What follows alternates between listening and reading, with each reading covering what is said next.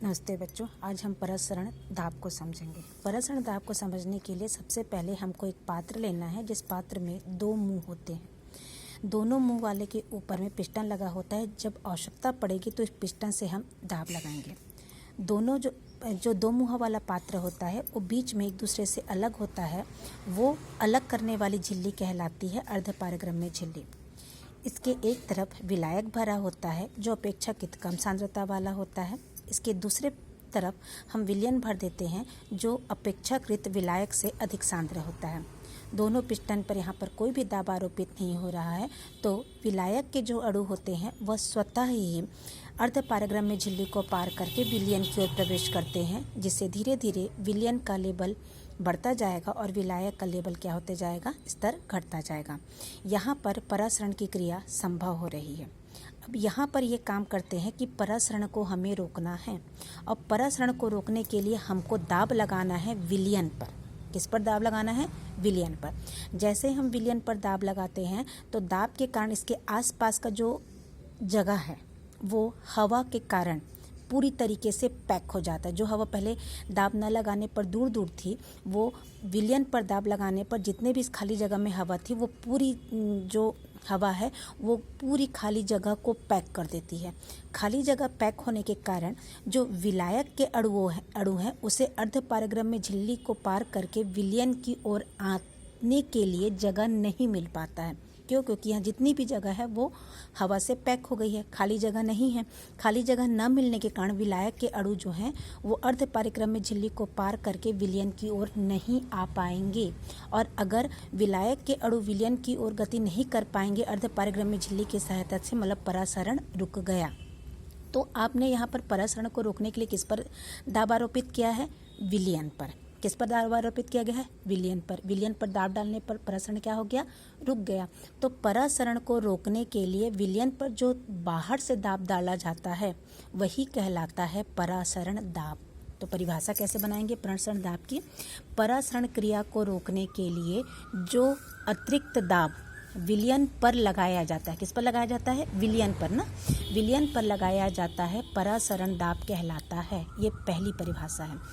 दूसरी परिभाषा, विलयन पर लगाया जाने वाला अतिरिक्त दाब हमेशा विलयन पर लगेगा ना परासरण को रोकने के लिए। परासरण विलयन पर लगाया जाने वाला अतिरिक्त दाब जिससे विलयन का वाष्प दाब विलायक के वाष्प दाब के क्या हो जाता है, के बराबर हो जाता है, तुल्य हो जाता है, परासरण दाब कहलाता है।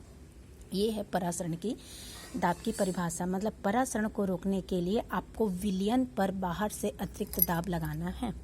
क्लियर?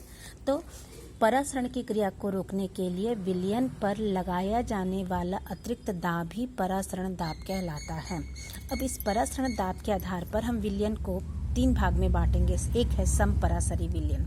समपरासरी विलयन के लिए आपको वे विलयन, अगर आप दो विलयन लेते हैं और वो दोनों विलयन का अगर परासरण दाब आपस में समान है, ठीक है, आपने दो विलयन लिया, दोनों का परासरण दाब, जो परासरण दाब है वो आपस में बराबर है, तो वह दोनों विलयन समपरासरी विलयन कहलाते हैं।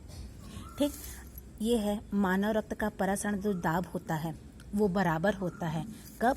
जब आप 0.91% नमक को 99.09% पानी में घोलोगे तो विलयन होगा 0.91%। जो नमक का विलयन प्राप्त होगा उस विलयन का जो परासरण दाब होता है वो मानव रक्त के परासरण दाब के बराबर होता है। अमाउंट नमक का इतना होना चाहिए ना, इतना प्रतिशत ना, 0.91। तो उस समय नमक के विलयन का परासरण दाब मानव रक्त के परासरण दाब के बराबर होता है, तो दोनों विलयन समपरासरी विलयन कहलाएंगे। और यदि विलयन समपरासरी है तो परासरण की क्रिया नहीं होगी। ठीक। दूसरा, अति परासरी और अल्प परासरी। मान लो एक विलयन ए का परासरण दाब 5 है, मान लेते हैं, ठीक है।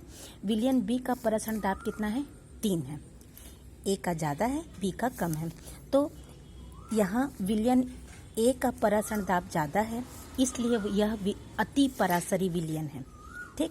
तथा विलयन बी का जो परासरण दाब है वो कम है, इसलिए ये अल्प परासरी है। जिसका परासरण दाब ज़्यादा है वो अति परासरी विलयन कहलाता है, और जिसका परासरण दाब कम होता है अल्प परासरी विलयन कहलाता है। अब यहाँ पर देखते हैं, वह विलयन जिसका परासरण दाब दूसरे विलयन की तुलना में कम होता है, जिसका कम होता है अल्प परासरी विलयन कहलाता है, और वह विलयन जिसका परासरण दाब दूसरे विलयन की अपेक्षा अधिक होता है अति परासरी विलयन कहलाता है।